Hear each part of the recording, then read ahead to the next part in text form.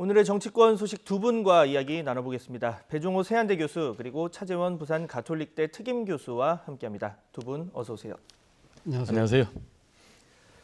자, 21대 국회 첫 국정감사가 내일부터 시작이 됩니다. 공무원 피살 사건 그리고 이 추미애 장관 아들 관련 의혹을 두고 야당의 공세가 예상이 되고 있는데 특히 주요 현안이 걸려있는 상임위에서는 이 증인 채택 단계에서부터 벌써 치열한 공방이 이어지고 있습니다. 먼저 관련 영상 보고 이야기 나눠보겠습니다.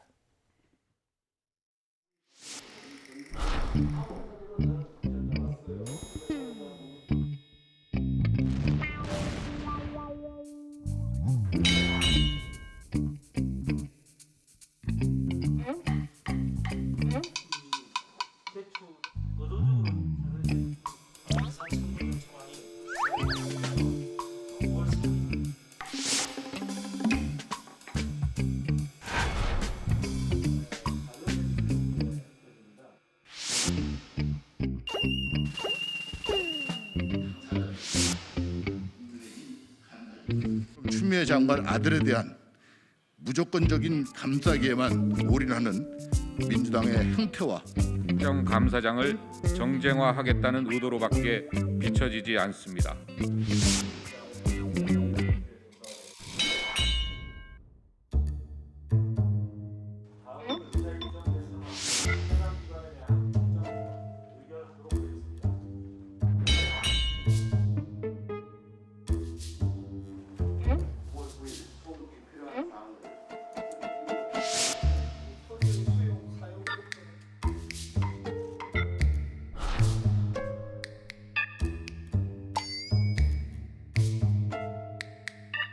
꼭 국정감사에 필요한 정의를 민주당이 거부하는 것은 잘못된 일입니다. 상대는 정쟁을 해도 우리는 정책으로, 상대가 봉쇄를 취해도 우리는 민생으로.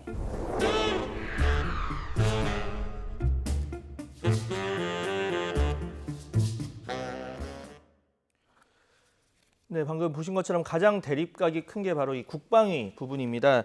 지금 추미애 장관 아들 군복무 특혜 의혹, 이 검찰에선 불기소, 무혐의 처분이 나왔는데 관련해서 이제 국민의힘은 아직 미진하다고 해서 더 이제 증인을 신청을 한 상태고 증인 누굴 신청했는지 그래픽으로 준비가 돼 있거든요. 한번 보면서 설명을 드리겠습니다. 지금 한기호 국민의힘 의원이 이제 언급한 내용인데요.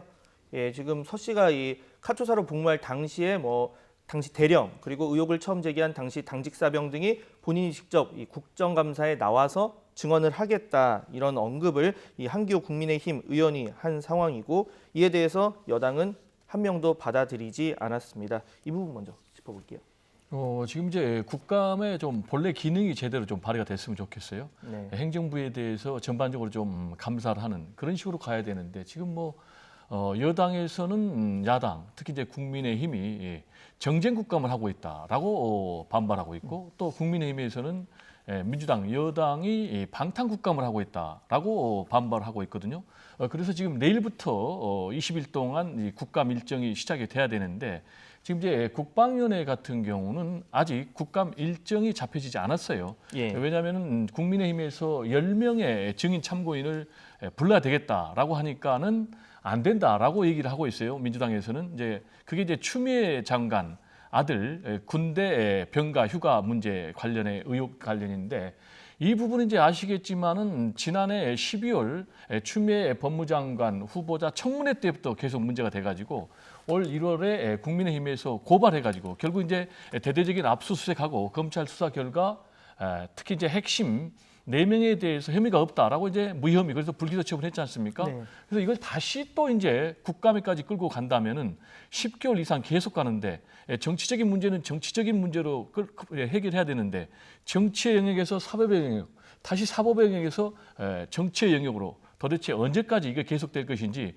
국민들도 상당히 좀 짜증나지 않을까 이런 생각이 좀 듭니다. 네, 방금 말씀하신 내용에서 이 10명에서 최종적으로는 7명, 그래서 추미애 장관 아들 의혹 관련한 부분과 또 공무원 피살 관련해서 7명을 이제 증인 채택을 신청했다는 부분 말씀을 드리고, 자 이에 대해서 차재현 교수님 의견. 예, 방금 우리 배 교수님께서 잘 설명하셨습니다만 일단 지금 국방위에서 오늘 오전에 그 전체 회의를 열었어요. 예. 일단 국감 계획서는 채택을 했습니다. 일정은 확정을 했습니다. 네. 물론 앞서 그 자료화면에 나왔던 한기호 지금 국민의힘 간사는 간사직을 사퇴하고 그러니까 오늘 회의 불참하지 않았지만 다른 국민의힘 그 국방위원들을 참석을 했고요.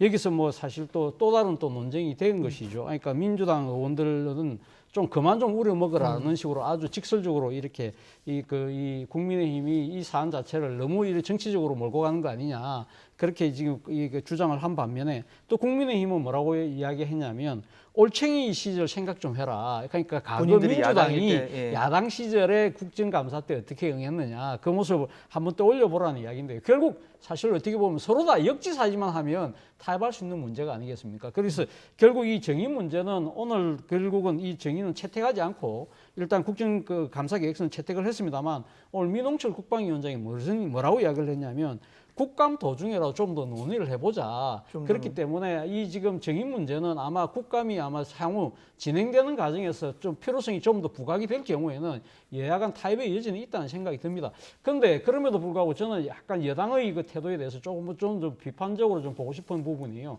국정감사라는 것은 결국 행정부의 그동안 그러니까 지난 1년간의 여러 가지 그러니까 지금 그 정책의 집행이나 그 과정에서의 잘잘못 이런 부분들을 지금 들여다보는 것이거든요. 자, 네. 그렇다고 한다면 지금 그 추미애 장관 아들의 그 병력, 그 가정에서의 이 휴가 특혜업과 관련해서는 물론 서울동부지검이 1차 결론은 내렸습니다만은 그 1차 결론에 대해서 여러 가지 또 의혹들이 제기되고 있는 것도 분명한 사실이거든요. 그렇기 때문에 국민의힘에서는 지금 이 검찰의 항고를 지금 해놓은 상태이기 때문에 법적 마무리가 되지 않은 상태입니다. 자, 그렇다고 한다면 검찰 수사 과정에서의 이 여러 가지 그러니까 지금 특혜 논란 그리고 또 이 그 처분을 무혐의 하는 과정에 있어서의 이런 의혹들이 이제 여전히 살아있다고 한다면 야당의 입장에서는 충분히 그 부분을 좀 들여다볼 수 있다는 생각이 듭니다. 지금 아직까지 완전히 지금 재판이 회부돼서 재판이 열리고 있는 상황이 아니라고 한다면 저는 뭐 야당의 입장에서는 야당의 입장에 충분히 제기를 할 수 있는 문제고 여당 입장에서도 사실 이런 부분들을 국정감사를 통해서 명명백백하게 털고 넘어가는 것도 하나의 대응 방법이 아닐까 하는 생각도 듭니다. 그러니까 검찰의 불기소 처분에도 불구하고 아직까지 국감에서 좀 다를 부분이 있다 이렇게 지금 차 교수님께서는 보시는 거고 지금 여당에서 가장 반발하는 부분도 이 부분입니다. 그러니까 이미 강도 높은 수사로 이 불기소 처분, 그러니까 검찰이 혐의가 없다고 했는데 오히려 사과해야 하는 것 아니냐 이런 의견이 나오고 있거든요. 이 부분 어떻게 해요?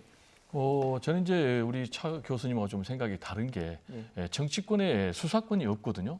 그래서 정치권에서 국감을 한다고 해도 국감의 조사가 한계가 있는 거예요. 국정조사를 한다고 해도 뭐 그것도 한계가 있고 수사권이 없기 때문에 그런데 이미 앵커께서 말씀하신 대로 국민의힘에서 고발을 해가지고 검찰이 대대적으로 압수수색을 벌였어요. 그리고 관련자들 다 소환해서 조사를 벌였고 그 결과 지금 이제 무혐의 처리를 한 그런 부분이거든요. 그런데 이걸 가지고 다시 또 문제 제기를 한다는 것은 결국 이제 정치적인 의도가 있는 거죠. 어떤 정치적인 의도냐?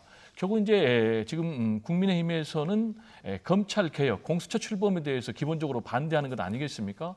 그래서 조국 전 법무장관에 이어서 추미애 현 법무장관까지 낙마하게 되면은 결국 이제 현 정부가 대표적인 개혁으로 내세우고 있는 권력기관 개혁, 그 중에서도 검찰 개혁. 이 자초될 것이다. 그리고 공수처도 출범을 못할 것이다. 그렇게 되면 어떻게 되겠습니까? 문재인 대통령 그리고 정부 여당에 상당한 타격이 있을 것이고 그리고 이제 내년 4월 서울시장 또 부산시장 재보궐선거 등에서 상당히 우위를 점할 수 있고 여기서 좋은 결과가 나오면 결국 이제 대선까지 이 승기를 이어가겠다라는 계산이 깔려 있기 때문에 계속해서 문제 제기를 하고 있다라는 그런 정치적인 계산이 담겨 있다고 보고요. 이건 이제 언제까지 계속 갈 것인가? 그럼 뭐 내년 4월 재보선 때까지 계속 갈 것인가? 이건 어느 정도 종지부를 찍어야 되고 기본적으로 검찰에서 수사 중이거나 또는 이제 수사가 종료가 되면은 증인으로 채택하지 않는 것이 기본적으로 국회 운영 규정이다라는 얘기를 좀 강조를 하고 싶습니다. 네, 그러니까 지금 뭐 수사기관도 이제 국회가 아닌 상황에서 수사기관에서 결론을 낸 걸 문제 제기하는 것이 정치적 의도가 있다 이런 얘기를 해주셨고 자 그렇다면 저희가 아까 잠깐 얘기를 했지만 이 지금 황희 의원도 협의할 여지는 열려 있고 설득도 하겠다 이런 얘기를 했어요. 그리고 또 야당도 지금 보이콧을 아직까지는 확실히 언급하고 있지는 않거든요. 역풍이 있을 수도 있고 한데 뭐 앞으로 뭐 상황이 어떻게 변할지 모르겠지만 이게 매번 국감 때마다 좀 있어왔던 일입니다. 그러니까 여야가 바뀌더라도 항상 여당은 좀 방어를 하고 야당은 공세를 펴고 이런 과정에서 증인 채택 관련한 잡음이 나왔고 이 국감의 본 기능을 수행하지 못한 경우 많았는데 이런 것 좀 어떻게 사실 고쳐야 뭐 될까요? 국정감사는 어떻게 보면 야당의 입장에서는 그 최고의 자신들의 그 존재감을 확인시킬 수 있는 정치적 무대일 수 있는 것이거든요. 예. 그렇기 때문에 누가 야당이 된다 하더라도 국정감사 때 사실 자신들이 그 계획하고 있는 여러 가지 정치적 목적들을 달성하기 위해서 국정감사를 많이 이용한 측면이 분명히 있는 활용한다. 것이죠. 예. 활용한 측면이 분명히 있는데 이것이 지나칠 경우에는 오히려 역풍을 또 맞기도 하거든요. 그렇기 때문에 이것이 뭐 지금 이 야당의 입장에서 항상 이 국정감사를 어떻게 보면 양날의 칼이 될 수도 있는 것이죠. 그러니까 이것을 잘 활용하면 자신들의 정치적 목적을 관철시킬 수 있는 중요한 하나의 도구일 수 있지만 자칫 잘못할 경우에는 오히려 국정의 발목을 잡는 그런 그 민생을 외면하는 오직 정파적 이익만 지금 충실하는 그러한 정파로 낙인 찍힐 수도 있다는 겁니다. 자, 그럼에도 불구하고 국민의힘은 이번 그 추미애 장관 아들을 그리고 더 나아가서는 또 지금 이 해수부 공무원의 비서 사건 이러한 부분들이 상당히 국민의 주요 관심사잖아요. 이러한 부분들이 명쾌하게 해명되지 못하고 있는 상황이라고 한다면 이 부분에 대해서 야당이 그러니까 정치적 목적을 넘어서 국민들이 지금 궁금해하고 답답해하는 대목을 대신 그러니까 파악하고 또 이거 해쳐주는 것도 저는 뭐 상당히 중요한 역할이 아닐까 하는 생각도 들고요. 그리고 앞서도 제가 말씀드린 대로 지금 여당의 입장에서도 이걸 무조건 전면적으로 이렇게 지금 보이콧, 그러니까 전부 차단할 것이 아니라 밝힐 것은 밝히고 해명할 것은 해명할 수 있는 그러한 또 하나의 기회로 선용할 수도 있는 것이거든요. 이것이 무조건적으로 야당의 그러니까 정쟁의 상당히 당긴 그러한 무대로 전락할 것이라는 그러한 지레짐작으로 그러니까 대응할 경우에는 어제 뭐 진중근 교수가 그 이야기를 했더라고요. 180석 의석이라는 의석만 믿고 하는 의회 독재 아니냐는 그러한 날카로운 또 비판도 자초할 수 있는 수도 있는 것이거든요. 그러니까 지금 정부 여당의 입장에서는 이 관련된 여러 가지 사건들이 명명백백하게 밝히는 것이 저는 오히려 이 상황을 오히려 지혜롭게 정면 돌파하는 하나의 방법이 아닐까 생각이 듭니다. 네, 그 지금 뭐 말씀하신 것처럼 야당의 문제 제기가 이제 적절하면 뭐 진실이 밝혀지고 궁금증이 풀릴 것이고 지나치면 역풍으로 가게 될 텐데 뭐 그 부분은 이제 국민분들이 아마 판단을 하시게 될 거고요. 좀 지켜보겠습니다. 자, 국방위에서 관련해서 또 다른 이슈가 바로 방금 얘기하신 이 해수부 공무원 피살 사건인데 지금 오늘 오후에 유족이 국방부 앞에서 기자회견을 연다고 합니다. 지금 고인의 고등학생 자녀가 쓴 손편지가 공개가 되기도 했는데 먼저 그래픽 보면서 설명을 드리겠습니다. 지금 이 고등학교 2학년 자녀가 쓴 편지입니다. 대한민국의 공무원이었고 보호받아 마땅한 국민이었다. 저와 엄마 동생이 삶을 비관하지 않고 살아갈 수 있도록 아빠의 명예를 돌려달라 이런 내용이 있었고요. 자, 이 내용에서 사실 뭐 유족의 이런 안타까운 마음은 뭐 두 분 다 공감을 하실 겁니다. 다만 이 해경의 월북 판단 그리고 발표에 대해서 반박하는 부분도 있었어요. 이거에 대해서는 좀 어떻게 봐야 될까요? 일단 말씀하신 대로 유가족 입장에서는 상당히 비통하지 않겠습니까? 그리고 또 납득하지 못할 부분도 있을 것 같고요. 예. 그래서 이제 손편지를 직접 고등학교 2학년 아들이 대통령에게 썼는데 이 내용을 보니까 크게 세 가지예요. 왜냐하면 이제 월북으로 단정한 부분에 대해서 굉장히 불만이다. 그리고 두 번째로는 정부가 우리 공무원이 숨질 때까지 피살당할 때까지 너무 미온적으로 대처하지 않았느냐. 그리고 세 번째로는 아버지의 명예 회복을 좀 반드시 해야 되겠다. 이 세 가지를 가지고 얘기를 했어요. 네.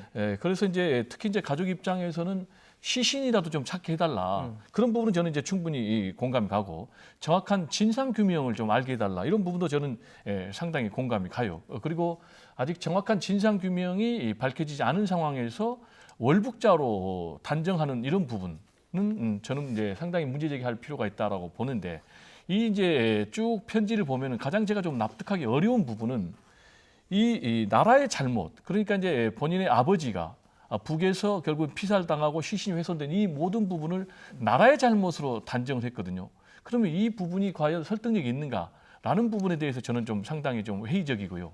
역시 이제 가장 중요한 것은 진상 규명 아니겠습니까? 네. 그래서 이제 진상 규명을 하려면은 결국 이제 우리 남한 지역에서 일어난 일이 아니기 때문에 남한 정부 단독으로만은 진상 규명이 어렵고 북한의 협조가 있어야 되는 그런 상황 아니겠습니까? 그렇기 때문에 이제 문재인 대통령이 공동 조사를 요구를 했고 그리고 남과 북의 군 통신선 복구를 요구를 했지 않습니까? 그래서 저는 이제 김정은 북한 위원장이 이례적으로 두 번이나 입장문에 사과의 뜻을 밝혔는데 이 사과의 뜻이 진정성을 좀 가지려면은 공동조사에 응해줬으면 좋겠어요. 그래서 좀 진상 규명을 나름대로 최선을 다해줬으면 좋겠고 공동조사와 공동 현장조사는 좀 다르거든요. 네. 그래서 공동조사는 각자 할 수 있기 때문에 김정은 위원장이 진상 규명을 위해서 성의를 좀 보일 필요가 있다. 이런 얘기를 좀 강조를 하고 싶습니다. 그러니까 배 교수님은 이 진상 규명이 가장 중요하고 뭐 정부 책임이나 보호가 없었다 이런 부분은 조금 이견을 이 유족과 좀 의견을 달리하시는 그렇습니다. 예, 의견을 지금 보여주셨고 자 관련해서 차 교수님 의견 들어보겠습니다. 저는 뭐 지금 이 고교생 아들의 편지의 글을 읽으면서 정말 좀 가슴이 아프더라고요. 아니, 사실 뭐 지금 아들의 입장, 그 유족의 입장에서 본다고 한다면 말 그대로 청천벽력이죠. 마른 하늘에 날벼락 같은 이 사고 아니겠습니까? 사건 아니겠습니까? 그러니까 지금 아들 입장에서는 정말 이 상황 자체가 또 받아들일 수 없는 것이 불과 며칠 전에 그러니까 아버지가 전화가 와가지고 이 자녀, 그러니까 자신을 포함해서 자기 동생하고 화상 통화를 하면서 아버지가 곧 돌아갈 거다라는 식으로 이야기를 했고 이러한 부분들을 생각해 보면 지금 정부가 이야기하는 정부가 단정하고 있는 월북이라는 건 도저히 그러니까 동의가 안 되는 것이죠. 그리고 또 여러 가지 지금 또 이 상황적인 또 판단으로 봤을 때도 그 아버지 키가 1m 80이지만 몸무게 68kg밖에 안 된다고 그래요. 그렇다고 한다면 그 정도 약간 좀 사실 마른 체형이잖아요. 그렇다고 한다면 그 마른 체형으로 32kg를 조르를 거슬러 38kg를 조르를 거슬러서 어떻게 올라갔을까? 그런 합리적인 의심을 지금 하고 있는 것이죠. 그런데도 불구하고 지금 해경은 사실 월북이라 단정하고 있는 측면 이런 부분들이 상당히 지금 아들 입장에서는 가슴이 아플 수밖에 없는 것이고요. 그리고 바로 이러한 그 월북이라는 그 이 정부의 그런 그러니까 이 추정 때문에 사실은 지금 이 네티즌들이 이 아들의 편지에 대해서 상당히 냉소적이고 상당히 또 어떻게 보면 조금 인륜에 반하는 그러한 지금 비판들을 쏟아내고 있어요. 과거 같았으면 권위주의 시절을 이야기하겠죠. 뭐 남산에 끌려갔을 거, 가족들 남산에 끌려갔을 거라는 등 일종의 또 이것도 음모론 아니냐는 식으로 몰고 가는 이러한 부분, 그러니까 아들이 직접 쓴 편지가 아니라는 식으로 음모론을 몰고 간다는 식으로 이러한 부분들을 본다고 한다면 저는 아들의 이 이야기는 저는 있는 그대로 우리가 받아들일 필요가 있지 않나 하는 생각이 들고요. 근데 아들이 이렇게 지금 또 안타깝게 생각하는 그 이유 중에 하나는 정부가 그만큼 구호 조치를 제대로 했느냐는 부분이거든요. 사실 지금 군 당국에서 이 지금 그 해수부 공무원이 북한 수역으로 넘어가서 이 몇 시간 동안 이 북한군하고 어떻게 하는 방 장면들을 오랫동안 감청을 통해서 알고 있었다는 거 아닙니까? 그렇다고 한다면 아들의 입장에서 본다고 하면 왜 정부가 적극적으로 나서지 못했을까라는 아쉬움을 가질 수밖에 없는 것이거든요. 그렇기 때문에 아들의 이 부분에 대해서는 저는 뭐 의도를 폄훼하기보다는 있는 그대로 받아들일 필요가 있고 그리고 또 한편으로는 유족들이 지금 정부 당국이 섭섭해하는 부분들은 이 사고와 관련된 이 사건과 관련해서 이 저간의 경위를 좀 더 유족들을 상세하게 설명하고 이해와 납득을 구하는 부분 그리고 또 하나는 이 지금 애도와 위로를 표하는 부분 이런 부분들에 대해서도 저는 좀 더 신경을 써야 할 대목이 아닐까 생각이 듭니다. 예, 하나 추가 질문 드릴게요. 지금 여당에서 하는 얘기가 이 북한 해역에서 있었던 일이고 이게 상황을 하나하나 뭐 실시간으로 막 파악할 수 있는 그런 상황은 아니었다. 그럼 뭐 그리고 그 상황에서 뭐 어떻게 공격을 할 수 있는 것도 아니고 더 이상 미온적 대처라고 하는데 어떻게 더 대처를 했어야 하느냐 이런 질문을 하거든요. 예를 들면 이번 사건과 관련해서 청와대에서 남북 정상 간의 오간 친서를 바로 이 사건 나기 얼마 전에 이 오간 친서를 공개를 했잖아요. 네. 그렇다고 한다 유족의 입장에서는 그런 친서로 오갈 수 있는 그런 남북 간의 소통의 채널이 살아있다고 한다. 한라인 같은 게 살아있다고 한다면 왜 그런 걸 이용을 해서 이 상황을 설명하고 좀 구호 조치를 하는 그런 노력을 안 했을까라는 생각을 할 수 있다는 것이죠. 그런 부분들도 그렇고 또 하나는 지금 물론 뭐 정부 입장 또 군 당국 입장에서는 소위 말하는 SI 이 특수정보라는 것 자체를 다 일일이 깔 수는 없는 것이죠. 깔 수는 없지만 정부 입장에서는 이 감청을 통해서 상당 부분을 파악하고 있다. 그것을 네. 국회 국방에서 충분히 설명을 한 측면이 있는 것이거든요. 그러한 그 상황을 듣는 유족의 입장에서는 군이 진짜 뒷짐지고 있는 것처럼 삐칠 수밖에 없다는 것이죠. 그래서 제가 앞서 말씀드린 대로 유족을 찾아뵙고 상황이 이래 했고 그래서 우리가 이렇게 할 수밖에 없었다는 부분을 좀 더 납득을 시킬 수 있는 그런 그 조치들을 좀 더 적극적으로 했어야 되는 것이 아니냐는 아쉬움을 갖는다는 겁니다. 아까 저기 이제 월북 논란과 관련해서 양쪽의 입장이 지금 대립하고 있거든요. 유족 측의 입장 그리고 정부 측의 입장. 그런데 이제 우리 교수님께서는 이제 유족 측의 입장만 대변을 했기 때문에 저는 이제 정부의 입장도 전달이 돼야만이 시청자 국민들이 공정하게 판단할 수 있다고 봐요. 저는 개인적으로 월북 가능성이 더 높다고 생각을 합니다. 왜냐하면 지금 이제 정부에서는 뭐 구명조끼도 얘기하고 부유물도 얘기를 했는데 만약에 부유물이 준비한 것이라면은 당연히 이거는 월북의 근거로 추정할 수가 있는 것이죠. 그리고 해류 시험을 해보니까 본인의 인위적인 의지가 아니면은 결코 갈 수 없는 지역에 가 있거든요. 그럼 본인이 인위적인 노력에 의해서 그 지역에 갔다는 건데 그럼 그건 어떻게 설명을 해야 되는지. 그래서 월북 가능성이 높다고 저는 이제 보고요. 그리고 또 하나는 가장 중요한 게 감청이 됐다는 거 아니겠습니까? 그 감청의 결과를 보면은 그 본인이 월북 의사를 밝혔다고 지금 군 당국에서는 얘기를 하고 있어요. 그래서 또 하나는 과연 본인이 그러면은 월북할 이유가 전혀 없다라고 또 유저 측에서는 얘기를 하거든요. 왜냐하면은 해수부 장관 표창도 받았고 자기 직업에 긍지를 가졌고 그렇지만은 또 개인적으로 보면은 뭐 2억 6천만 원의 도박빚이 있었다고 그래요. 이런 걸 종합을 해보면은 제가 볼 때는 월북의 가능성이 더 크다고 봅니다.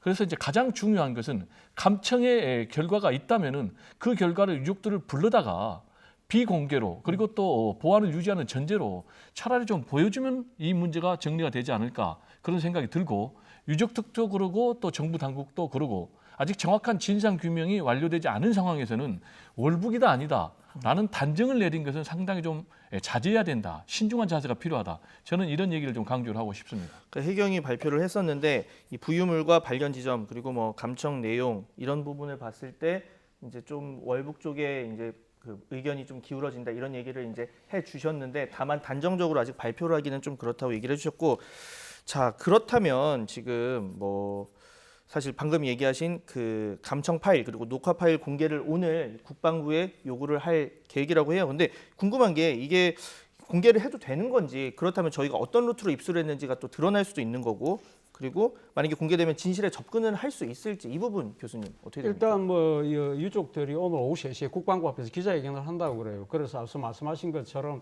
이 감청한 그 오디오 파일 그리고 또 이 불꽃을 목격했다고 그랬잖아요. 시신을 훼손하는 장면을 아마 이 담은 그런 불꽃을 지금 우리가 이 녹화를 했다고 하는데 그러니까 녹화 파일 그러니까 비디오 자료를 다 보여달라는 건데 그래서 이와 관련해서 유족 측은 아마 정보 공개 신청을 아마 요구할 것 같아요. 그런데 아마 이러한 그 지금 정보들은 앞서 말씀드린 그 SI 특수 정보라는 것이죠. 그러니까 이거는 고도의 군사 기밀을 요하는 거기 때문에 아마 제 생각에는 그 응하지 않을 가능성이 저는 상당히 높다고 생각이 듭니다. 만약에 이러한 부분들을 공개했을 경우에 우리의 그러니까 이 첩보자산, 정보자산들이 고스란히 노출되면서 상당히 어떻게 보면 국가적으로 상당히 큰 손해를 볼 수가 있는 측면이 분명히 있는 것이거든요. 네. 자 그렇다고 해서 그 유족들의 그런 이 답답함을 그러면 외면할 것이냐?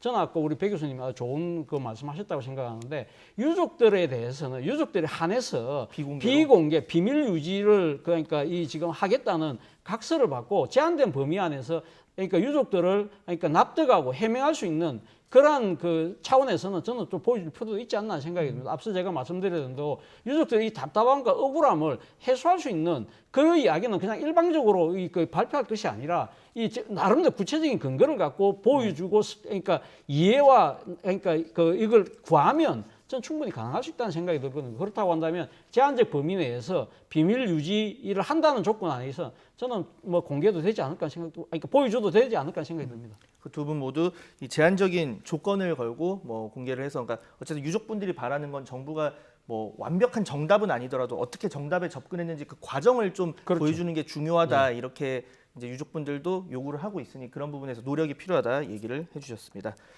자 다음 주제로 한번 넘어가 보겠습니다. 최근 이낙연 대표, 이 민주당 대표가 공수처 설치 그리고 공정경제 3법 처리를 들고 야당에 대한 이 압박을 이어가고 있는 상황입니다. 그러자 이 국민의힘 주호영 원내대표 오늘 아침 인터뷰에서 이 공수처와 관련해서 지금 뭐 투트랙으로 진행이 되고 있다 이런 말을 하기도 했는데요. 어제 이 당사 현판식에서 김종인 비대위원장은 이 돌연 노동법 그리고 노사관계법 개정 필요성을 꺼내 들기도 했습니다. 이 관련 발언 묶어서 함께 들어보시죠. 공수처 설치와 공정경제 3법, 이해충돌방지법 처리를 늦출 수 없는 시기가 다가옵니다. 그것은 여당이나 야당이 아니라 대한민국의 미래를 위해 꼭 필요한 길입니다. 저희들은 헌재 판결을 기다리자는 기본 입장을 가지고 있으면서도 또 민주당이 밀어붙일 경우에 대비해서 후보자를 물색하는 단계, 두 명을 추천하게 돼 있는데 한 명 정도는 어느 정도 지금 이야기가 된 상황이 내부에. 더 찾고 있는 그런 단계입니다. 코로나 사태 이후에 경제사회 전 분야가 새로운 변화를 가져오지 않으면 안 된다고 생각합니다. 공정경제 3법뿐이 아니고 노사관계, 노동법 관계도 함께 개편해달라고 하는 것을 정부에 제의합니다. 네. 차 교수님께 먼저 여쭤볼게요. 지금 이 공수처 관련해서 네. 지난 7월 15일 발효가 됐습니다. 그런데 지금 국민의힘이 이 공수처장 후보를 추천하는 추천위원을 지금 추천하지 않고 있어서 출범하지 못하고 있고요. 이게 내용이 어떻냐를 떠나서 당시에 4+1 해서 통과가 된 거죠. 통과가 됐는데 일단 버티고 있습니다. 이거 적절하다고 보십니까? 저는 뭐 이 자리에서 영 말씀드렸습니다만, 그러니까 지금 국민의힘에서 공수처법을 무력화시키기 위해서 나름대로 그러니까 추천을 안 하고 있는 부분은 저는 정말 잘못됐다는 생각이 듭니다. 어쨌든 간에 그러니까 지금 국회에서 그러니까 이 지금 통과된 법안이고요.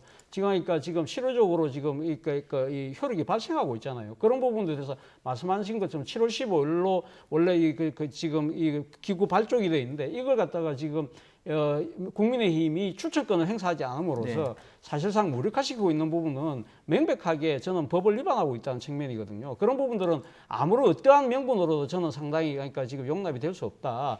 오히려 지금 이 현행법에 의하면 지금 7명의 추천위원 중에서 이 지금 그 6명의 추천을 받아야 되지 않습니까? 그래야 그런데 처장이 7명의 임명될 수 추천위원 중에 두 명을 지금 국민의힘이 추천할 수 있다고 한다면 자신들이 추천을 해서 마음에 들지 않는 사람은 사실은 그러니까 국민의힘의 추천위원들이 반대할 경우에는 공수처장을 그러니까 지금 여건의 입맛대로 임명할 수 없는 상황이거든요. 견제장치를 준 거죠. 예, 그렇죠. 그렇다고 한다면 야당은 이 비토권을 행사를 해서 이 공수처에 대한 우려를 불식시키고 그리고 또 한편으로는 본인들이 제기해 놓은 헌법재판소에 제기해 놓은 위헌 이 지금 심사 가능성을 나중에 대비하는 것이 맞는 것이지 지금 이 공수처에 문제가 있으니까 지금 제정된 법 자체를 아예 그러니까 지금 나름대로 국민의힘의 이 지금 힘으로 무력화시키고 있는 것은 저는 상당히 문제가 있다는 생각이 듭니다.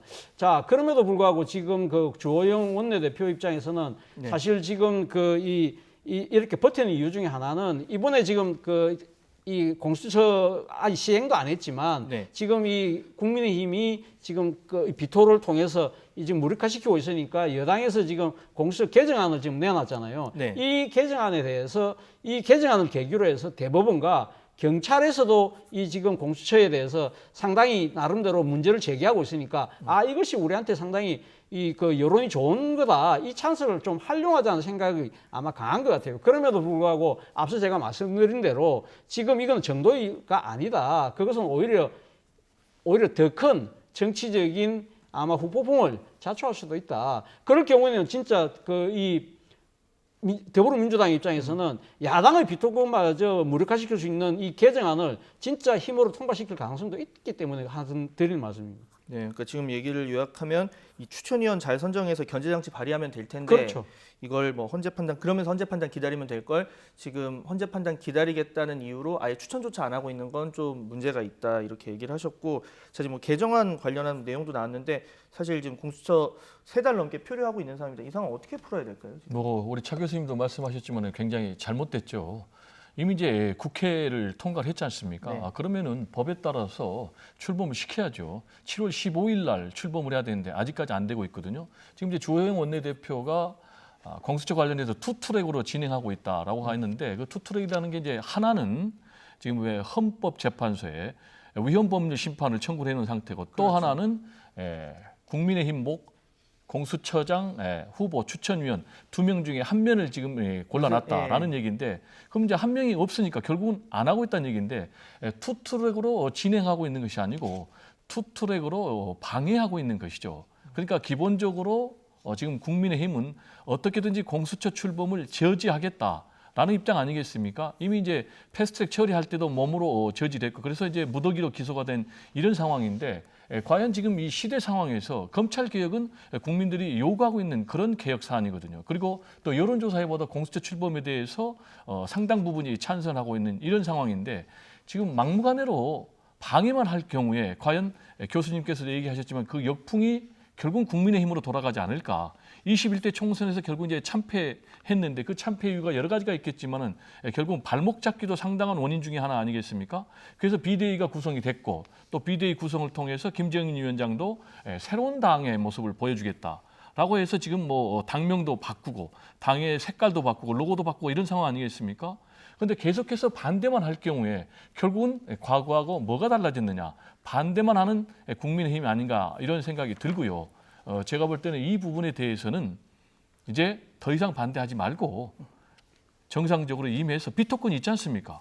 본인들이 반대하면은 결국 안 되는 거예요. 그래서 빨리 공수처장 후보 추천위원을 선정을 해서 정상적인 공수처 출범 과정에 임해야 된다. 이런 얘기를 좀 강조를 하고 싶습니다. 차 교수님께 짧게 여쭤볼게요.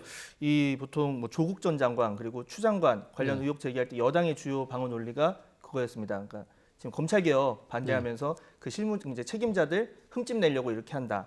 그 이런 논리에 대해서 반박을 위해서라도 오히려 이런 공수처 같은 거는 좀 최소한의 협조는 필요할 것 같거든요. 이게 어떻게 보면 여당 논리에 또 힘을 실어주는 게 될 수도 있지 않겠습니까? 그렇죠. 뭐 사실 이 공수처라는 것이 출범한 이유가요. 그러니까 무속 우리의 검찰 권력을 나름대로 견제하고 하는 부분 아닙니까? 또 한편으로는 또 이 검찰을 비롯한 힘 있는 권력기관의 내부 비리를 그러니까 제3자가 공정하게 수사를 하겠다는 측면이 분명히 있는 것이거든요. 그런 부분들에 대해서 또 여론이 상당히 또 지지한 측면도 분명히 있는 것이고요. 이런 부분들을 이 공수처가 무조건 정권의 도구가 될 것이라는 지레짐작으로 내지는 자체 판단으로 이렇게 이야기 무력화시키고 한다는 부분 자체가 저는 뭐 민심하고 조금 괴리될 수 있다. 그런 측면에서 본다고 한다면 오히려 소탕대실할 수 있다는 그런 우려를 제가 그 국민의힘에게다가 말씀드리는 겁니다. 자, 다음으로 넘어가서 지금 공정경제 3법 이 기업의 책임 강화를 골자로 하는 내용입니다. 뭐 감독 대상도 확대하고 어떤 뭐 상품에 문제가 있을 때 원래는 소송에 직접 참여해야만 이제 피해 보상을 받을 수 있는 걸 참여하지 않아도 이렇게 좀 더 확대하겠다 이런 내용인데 여기에 지금 김종인 이 비대위원장이 이 노동 유연성 그러니까 뭐 해고를 좀 쉽게 하고 임금 변경도 쉽게 가능하도록 이런 부분이 좀 들어가는 게 필요하다고 얘기를 했습니다. 이 문제가 해결되지 않고서는 이 4차 산업혁명으로 전환하는 과정에서 마찰이 예상될 수밖에 없다. 이렇게 언급을 했는데 이 부분 좀 짚어봐야 될 것 같아요. 일단 김종인 위원장의 의제 설정 능력은 상당히 탁월하다고 봐야 돼요. 기본소득을 가지고 상당히 이슈를 또 주도를 했는가 하면은 공정경제 3법도 도입하겠다라고 해서 이슈를 주도했어요. 그런데 말씀하신 대로 이번에 이제 노동법, 노사관계법을 가지고 또 이슈를 만들었는데 그럼 이제 왜 이런 걸 만들어서 제기를 했을까라는 부분이 가장 중요한 거 아니겠습니까? 결국은 제가 볼 때는 이중 플레이라고 보는데 하나는 이제 당 내용이에요. 당 내용이라는 게 무슨 얘기냐면은 굉장히 좌클릭 행보를 하고 있다라고 당내 중진들이 생각을 하는 것 같아요. 특히 이제 대표적인 게 기본소득 아니겠습니까? 거기다 또 공정경제 3법까지 하니까 김정인 위원장은 너무나 좌쪽으로 치우쳤다라는 이제 판단 때문에 중진들 중심으로 내부에 상당히 반발이 심하고 있어요. 그래서 내부 반발을 좀 다독이자라는 그런 측면이 상당히 강한 것 같고요. 두 번째로는 여당을 향해서 공정경제 3법을 만들며 있어서 상당히 본인이 의도하는 방향대로 끌고 가기 위한 일종의 지렛대 작전이 아닌가.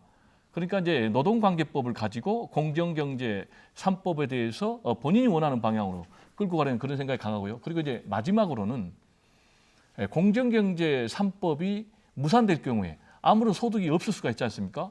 그럴 경우에는 이 노동관련법을 가지고 해가지고 결국 이제 무산됐기 때문에 여당의 반대로 나는 못했다라고 해서 본인의 책임을 없애는 일종의 알리바이 작전이 아닌가 이런 해석도 나오고 있습니다.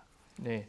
당내 반발을 무마하고 또 지렛대 역할 그리고 무산될 경우에 뭐 일종의 이 면피를 할 수 있는 부분이 있다 보니까 이런 의견을 낸 게 아닌가라고 해주셨고요.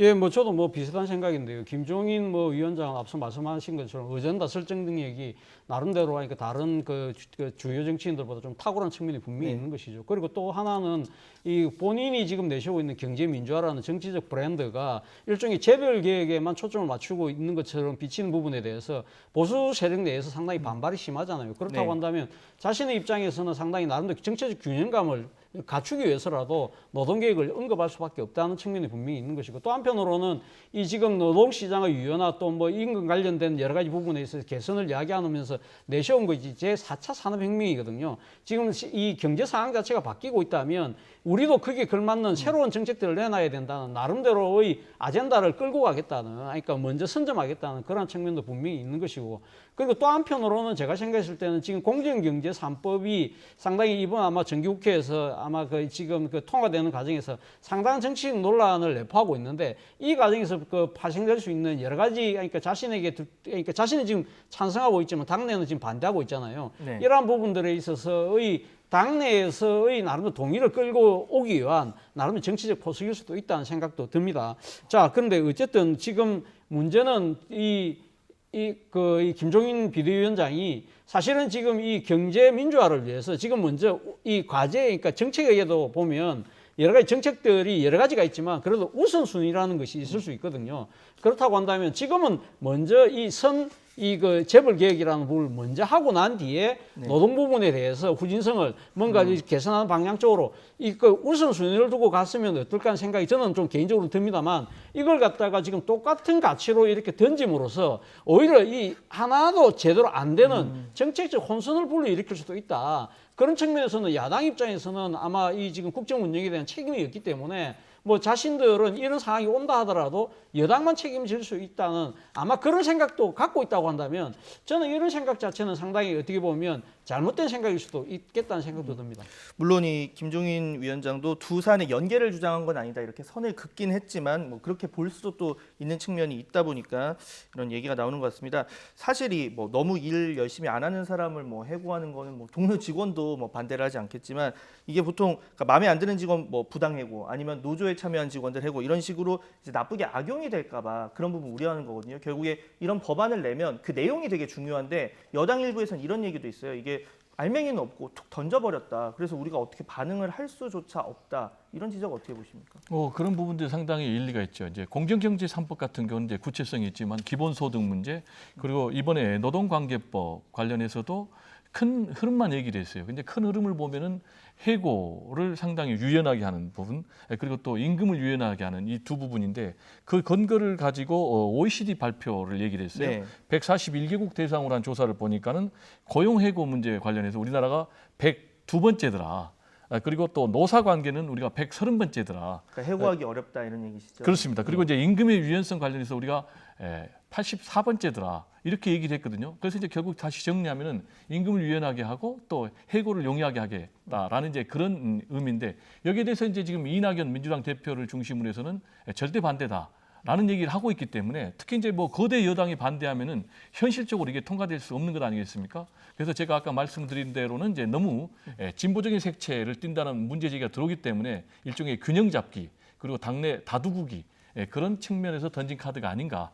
구체적으로 실효성 있는 카드는 아니다라는 좀 해석을 내리고 싶습니다. 네, 뭐 의석 분포를 봤을 때 현실적으로 쉽지 않을 것이다 이런 얘기를 해주신 거고요. 자, 다음 주제로 넘어가 보겠습니다. 지금 어제 이어 오늘도 이 강경화 외교부 장관 이 남편이죠, 이일병 전 교수의 미국 여행 관련 뭐 논란이 이어지고 있습니다. 지금 뭐 강경화 장관 이 교수도 지금 블로그를 지금 이제 비공개로 전환을 했고, 뭐 강경화 장관 말에 따르면 본인도 좀 당황스러워하고 있다 이런 얘기를 하고 있는데요. 이 상황 좀 어떻게 봐야 될까요? 말씀 그대로 상당히 당황한 것 같아요. 네. 이제 이일병 교수가 뭐 마이웨이 스타일인 것 같아요. 제가 배우자라면은 아내가 주무부처 장관인 외교부 장관이라면은 상당히 그 부분에 대해서 고민을 하지 않았을까. 또 그리고 아내의 입장을 생각해서 안 갔을 것 같아요. 그렇지만 이분은 갔거든요. 그럼 이제 굉장히 독특한 성격의 소유자다, 자기 주장이 강하다 이렇게 해석이 될 수밖에 없는데, 그래서 이분이 사전에 다 블로그를 통해서 모든 것들을 계획들을 다 공개를 했지 않습니까? 네. 근데 이제 그 블로그를 폐쇄했다는 것 자체는 본인도 본인의 그런 파장이 여기까지 올 줄은 상당히 몰랐던 것 같아요. 그리고 당황해하고 있는 것 같아요. 이것과 관련해서 이제 가장 중요한 것은 국민의 정서 아니겠습니까? 국민의 정서는 좀 용납하기 어려울 것 같아요. 왜냐하면 지금 이제 특별 여행주의보를 내려가지고 전 국민들에게 뭐 강제 규정은 아니지만은 권고를 하고 있는 그런 상황 아니겠습니까? 그리고 이제 강경화 외교부 장관이 주무부처 장관 아니겠습니까? 본인은 이제 배우자인데 가장 또 중요한 것은 그러면 이제 주무부처 외교부 장관의 배우자는 공인이냐 아니냐 네. 이 부분이 가장 중요한 게 아니겠습니까? 법적으로 보면 공인은 아니죠. 그렇지만은 제가 볼 때는 배우자라면은 준공인에 해당된다. 그렇다면은 공인으로서의 자세가 좀 준공인으로서의 자세가 필요한 대목이 아니었나 하는 생각이 좀 듭니다. 네, 지금 뭐 여당 쪽에서는 뭐 적절치는 않았다. 하지만 그렇다고 뭐 강경화 장관 사퇴해야 하는 것 아니냐 이런 야당 일부의 주장에 대해서는 공감할 수 없다. 이런 입장을 보이고 있어요. 이 부분에 대해서 최 교수님. 일단 뭐 지금 거치 문제가 상당히 지금 뜨거운 뭐 현안으로 부상하고 있습니다만 뭐 정부 여당의 입장에서는 강경화 장관이 물러날 상황은 아니라고 보고 있습니다만 그럼에도 불구하고 저는 뭐 앞으로 향후 이것이 어떻게 지금 사안이 번져나가냐에 따라서는 뭐 이 거친 문제까지도 사실 비화될 수 있다는 생각이 듭니다. 당장 지금 일본 교수, 그러니까 강경화 그 장관의 그 부군께서 지금 미국으로 출국을 했는데 출국한 이유가 일단 요트를 사서 카리브해 뭐 하고 미국 동부 연안을 지금 여행하겠다는 거 아닙니까? 실제 자신의 계획대로, 그러니까 내 삶이 내 마음대로 하는 것이라, 내 뜻대로 하는 것이라고 한다면 아마 그걸 강행할 가능성이 상당히 높다고 봐요. 그래서 만약에 실제 요트를 구입을 해서 이 지금 뭐 이 그 요트를 운행하는 모습이 나온다고 한다면 아마 국민들의 감정이 이걸 과연 허용할 수 있을까? 이러한 모습 자체가 상당히 어떻게 보면 상당히 이 사안을 놓고 많은 국민들이 좀 이 상대적 박탈감을 많이 느끼고 있거든요. 예를 들면 이 방역의 이 지침을 지키지 않았다는 부분도 있지만 이 지금 다른 사람들 같은 경우 중소 자영업자들 같은 경우는 지금 출도사원으로 상당히 어려운 상황인데 이 상당히 특권층에 해당되시는 분인 그러니까 이 지금 이 외국 가서 아주 한가롭게 호화 요트인지는 아닌지 뭐 저는 판단할 능력은 없습니다만 일단 요트 여행 자체가 호화롭게 비치는 측면이 분명히 있으니까 그런 부분들로 계속적으로 그러니까 모습이 그러니까 이 보도가 될 경우에는 저는 뭐 강경화 장관이 상당히 거치도 힘들 수 있다는 건데 문제는 강경화 장관이 지금 남편 보고 귀국하라고 하기 쉽지 않은 상황이다. 그리고 또 두 번째 뭐 이야기로는 또 이 오랫동안 계획했던 이야기고 일이고 또 같이 갔던 친구들하고의 관계 이런 것 때문에 지금 아마 조기 귀국이 쉽지 않을 것 같아요. 그렇기 때문에 조기 귀국이 현실화되지 않을 경우에는 상당히 거치를 저는 장담하기 쉽지 않은 국면으로 갈 수도 있다는 생각도 듭니다. 네, 뭐 2주 격리를 면제해준 뭐 특례나 아니면 뭐 위반은 아니지만 그래도 이번 명절에 뭐 정부 말 듣고 성묘 안 간 분들 이런 분들이 좀 상대적 박탈감을 느낄 수 있는 소식이니까 이 부분에 대해서 뭐 앞으로도 좀 상황을 지켜보겠고요. 자, 마지막 주제로 넘어가 보겠습니다. 이 우리나라 가수로 최초로 이 빌보드 싱글 차트 1위를 차지한 그룹 방탄소년단 이 계속해서 병역 문제를 두고 갑론을박이 이어지고 있습니다. 이 정작 이 방탄소년단 멤버 같은 경우는 이 병역과 관련해서 뭐 나라의 부름이 있으면 언제든 달려가겠다 이런 입장을 보이고 있는데 이런 가운데 어제 여당 지도부에서는 처음으로 이 BTS의 병역 특례 주장이 제기가 됐습니다. 이 군 복무는 하지만 국익에 도움이 되는 방식으로 하자 이 대체 복무 제도라고 하는데요. 이 과거 이 방탄소년단 멤버 발언 그리고 노웅래 최고위원 발언까지 함께 들어보시죠. 군 복무는 하지만 국익에 도움되는 방식으로 하자 하는 거고요. 네. 이 제도를 그러니까 BTS만 갖고 이거를 처음 신설해서 봐주자 이런 측면이 아니고 병역 특례 제도, 그러니까 대체 복무 제도죠. 예. 그러니까 군 복무를 하는데 또 다른 방식으로 국익에 도움되는 방식으로 하자는 거기서 신설된 제도도 아니고 BTS만을 위해서 만든 것도 아니고 이런 거죠. 그래서 이 지금 대체 복무 제도, 그러니까 병역 특례 제도는 지금도 오래전부터 실시가 돼 왔고요. 예. 실제로 산업기술 인력이나 전문 연구 인력 그리고 뭐 예술인, 체육인들 한들 대상으로 지금 이게 실시가 되고 있는 거죠. 그런데 지금 유독 지금 그 대중문화 하는 분들에 대해서만은 이게 좀 적용이 안 되고 있는 거죠. 입대 관련해서는 정말 많은 분들이 궁금해하고 계실 거라고 생각이 들고요. 정말 아시다시피 아직 결정된 것이 없습니다. 그리고 사실 말씀드리기가 굉장히 조심스러운데요. 병역은 당연한 의무라고 생각을 하고 있고 나라의 부름이 있으면 언제든지 응할 예정입니다. 그리고 항상 만약에 결정되더라도 정말 좋은 모습을 보여드리기 위해 노력하고 있습니다. 지금 노웅래 의원 이야기를 들어보면 새로 만드는 제도가 아니라 기존에 이제 대체복무 제도가 있으니까 거기서 대중예술인까지 범위를 확대하자 이 얘기인데 자 저희가 두 가지로 짚어보면 먼저 기준 설정, 기준 설정이 뭐 가능할지 예를 들어서 빌보드 1위면 뭐 대체복무 이런 식으로 딱 명확하게 이 기준 자체를 이제 명문화, 성문화할 수 있을지 이 부분 보겠습니다. 이게 가능할까요? 상당히 어려운 부분이죠. 그렇지만은 이제 공적심사위원회를 구성을 해서 네. 판단하도록 하니까 그 부분은 충분히 가능할 것 같고요. 가장 중요한 것은 이제 국가 기여도 문제라고 생각을 해요. 그런데 10년 동안 한 60조 경제 효과를 기여를 했고 또 뭐 올 한 해 동안입니다 10조 이번에 이제 빌보드 차트 1위 하면서 1조 7천 원의 경제 효과를 기여를 했다고 그래요. 그럼 이제 제가 볼 때는 뭐 국가의 기여는 이제 충분한 것 같고요. 이제 두 번째로는 형평성의 문제입니다. 지금 이제 형평성 문제를 보면은 순수 예술의 경우에는 국제 콩쿠르에서 1, 2만 하면은 병역 혜택이 주어지는 거죠. 국내 대회 1위까지. 국내 이제 국악 같은 경우 1위 하면은 그렇지만 근데 대중문화 예술의 경우는 전혀 없기 때문에 이 부분에 대해서도 형평성을 맞추기 위해서는 좀 뭔가 병역 특례 제도가 적용이 돼야 되겠다라는 부분에 대해서는 저는 동의를 하고요. 그럼 이제 어떻게 복무를 시키느냐 대체 복무 얘기도 나오고 있고 또 입영 연기도 나오고 있거든요.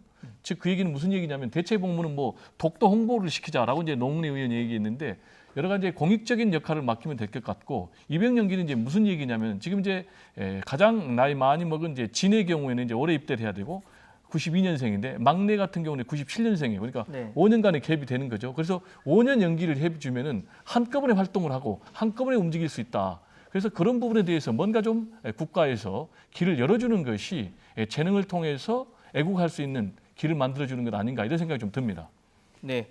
자, 그래서 지금 뭐 방금 잠깐 얘기하셨지만 민주당 전용기 의원 같은 경우는 네. 입영 연기를 허용해 주는 범위에 이 대중예술인도 일정 요건을 충족하면 포함시키자 이렇게 얘기를 했고 또 노웅래 의원 같은 경우는 뭐 독도 홍보 이런 부분에서 대체 복무 네. 이 부분 좀 어떻게 정리를 일단 뭐 지금 병역 연기하는 부분은 아마 이런 상당수의 연예인들이 아마 병역을 연기하는 부분은 일반 대학생들, 대학원생들 같은 경우는 학업을 이유로 해서 연기를 할 수 있잖아요. 그렇기 때문에 대충 다 학적을 아마 갖고 있는 걸로 제가 알고 있습니다. 그리고 예. 그걸 통해서 지금 다 이 연기를 하고 있기 때문에 전용기 의원이 지금 이렇게 하는 부분은 굳이 학적을 갖고 있지 않다 하더라도 충분히 연기를 할 수 있도록 해주자는 부분인데 뭐 그거는 뭐 필요 뭐 할 수는 있습니다만 굳이 그렇게 할 필요가 있을까 하는 생각도 들고요. 그리고 아까 대체복무제 이야기하셨는데 지금 사실 지금 그 우리가 만들고 있는 대체복무제 같은 경우는 이 뭐 교도소라든지 아니면 뭐 요양원이라든지 이런 사회공익시설에 가서 상당히 엄격하게 관리를 받으면서 거의 일정 기간 동안 매여 있는 상황에서 지금 이거 복무를 하는 거거든요. 만약에 그런 식의 대체 복무라고 한다면 과연 그 필요성이 있을까라는 생각이 들어요. 그러니까 BTS 같은 경우는 전 세계를 다니면서 자유롭게 공연을 해야 되는데 그럴 경우에는 과연 그게 대체 복무제 기존의 대체 복무제하고 부합되지 않을 수도 있다. 네. 그렇다고 한다면 대체 복무제가 만약에 그러니까 지금 그 BTS에 적용한다면 대체 복무제의 개념 자체도 조금 더 확장할 필요가 있겠다는 생각이 들고요. 저는 궁극적으로 지금 이런 대중 그 예술인들이 상당히 국가 경제적으로 또 이 국가 이 이미지 홍보 같은데 기여한다고 한다면 저는 하여튼 병역에 대한 나름대로의 특례를 저는 할 필요가 있다. 다만 그 기준 자체는 앞서 말씀하신 것처럼 문화예술 공적심의위원회 같은 아주 독립적이고 객관적인 기구를 통해서 뭔가 모든 사람들이 그러니까 이 동의할 수 있는 합리적인 잣대를 만들어서 한다고 한다면 저는 큰 문제는 없지 않을까 생각이 듭니다. 네, 객관적이고 합리적인 기준 마련 두 분이 강조해 주셨고 또 본인 뜻도 중요하겠죠. 이런 부분 앞으로 지켜보도록 하겠습니다. 자, 지금까지 배종호 세한대 교수 그리고 차재원 부산 가톨릭대 특임 교수와 함께 정치권 이슈 짚어봤습니다. 두 분 수고하셨습니다.